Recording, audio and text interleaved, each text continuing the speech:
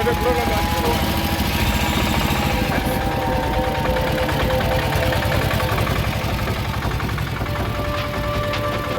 সাহেবের নেতৃত্বে, সিআই তরমুজ সাহেবের নেতৃত্বে আজকে রেড করা হয়েছিল।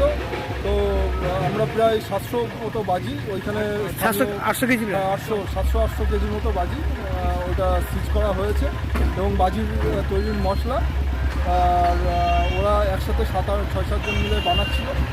তো সেইভাবে আমরা কেস স্টার্ট করবো এবং পরবর্তী আরও আমরা অ্যাকশন নেব।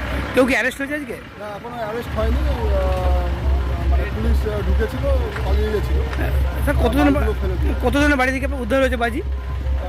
বাড়ি বলতে এক জায়গায় বানাচ্ছিল, সেখানে 3-4 জনের বাড়ির লোক, মানে 7-8 জন টোটাল ইনভলভ ছিল।